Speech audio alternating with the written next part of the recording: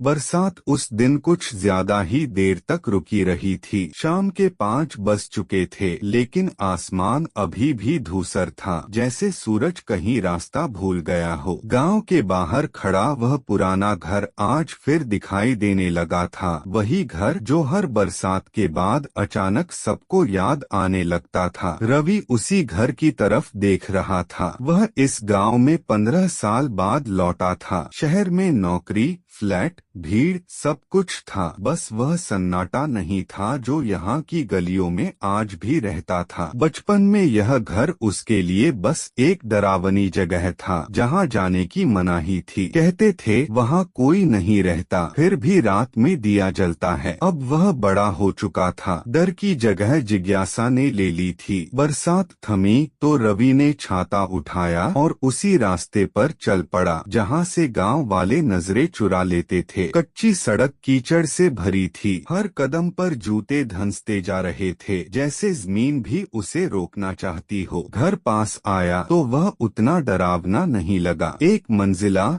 मिट्टी की दीवारें, टूटी हुई खिड़की और दरवाजे पर लटका जंग लगा ताला। लेकिन अजीब बात यह थी कि बरसात के बाद भी आंगन साफ था, न पत्ते न कूड़ा। कोई तो है, रवि ने अपने आप से कहा। उसने दरवाजा खटखटाया, कोई जवाब नहीं। थोड़ी हिम्मत करके उसने ताले को छुआ, वह बंद नहीं था, बस यूं ही टंगा हुआ था, जैसे दिखावे के लिए। दरवाजा खुला, अंदर ठंडक थी, दीवारों पर पुरानी तस्वीरें थीं, इसी जमाने की। एक आदमी, एक औरत और एक छोटा लड़का। रवि को लगा उस लड़के की आंखें उसे देख रही हैं। कौन है? एक आवाज आई। रवि चौंका। आवाज रसोई की तरफ से थी। वहाँ एक बूढ़ा आदमी खड़ा था, सफेद कपड़े, झुकी हुई कमर, लेकिन आंखें बिल्कुल साफ। माफ कीजिए, मुझे लगा घर खाली है, रवि ने कहा। बूढ़ा मुस्कुराया। खाली तो है, बस मैं रह गया हूँ। रवि को अजीब लगा, लेकिन वह बैठ गया। बूढ़े ने बिना पूछे पानी दिया, जैसे उसे आने की उम्मीद हो। आप यहाँ अकेले रहते हैं? अकेला नहीं होता कोई, बूढ़े ने कहा, बस दिखता अकेला है। घर के अंदर सब कुछ सलीके से रखा था, ऐसा नहीं लगता था कि यह जगह छोड़ी हुई है। रवि ने तस्वीरों की तरफ इशारा किया। ये लोग? बूढ़े ने देखा, फिर धीरे से बोला, मेरे, बस इतना ही। कुछ देर चुप्पी रही। बाहर फिर हल्की बारिश शुरू हो गई। रवि को याद आया, गांव में कहा जाता था कि इस घर में एक परिवार रहता था जो अचानक गायब हो गया। आप शहर से आए हो? बूढ़े ने कहा। हाँ, यहीं पैदा हुआ था, फिर चला गया। लौटना आसान नहीं होता,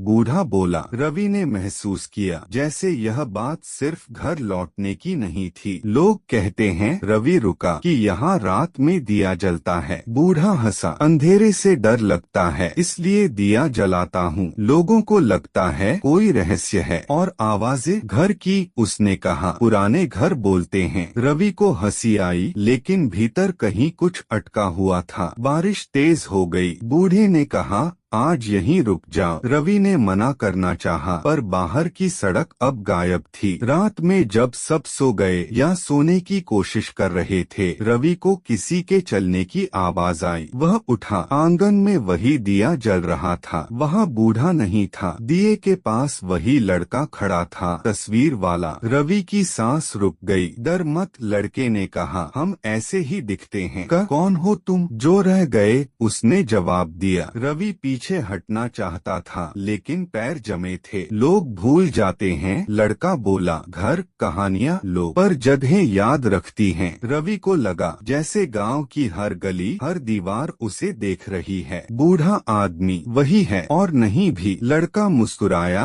और धीरे धीरे धुंध में घुल गया। सुबह हुई। रवि उठा तो वह घर खाली था, न बूढ़ा न दिया, सिर्फ तस्वीरें अब धुंधली। वह बाहर निकला। रास्ता साफ था, जैसे कभी बारिश हुई ही न हो। गांव में किसी ने नहीं माना कि वहाँ कोई बूढ़ा रहता है। वो घर तो सालों से बंद है, लोगों ने कहा। रवि शहर लौट आया, लेकिन हर बरसात के बाद उसके फ्लैट की बालकनी में एक दिया अपने आप जल जाता है। और वह जानता है कुछ घर कभी खाली नहीं होते। आपको यह कहानी प्रेरणादायक लगे तो वीडियो को जरूर शेयर करें। हर कहानी में छुपा है एक सबक। जुड़िए कृष्णवेर्स एआई के साथ।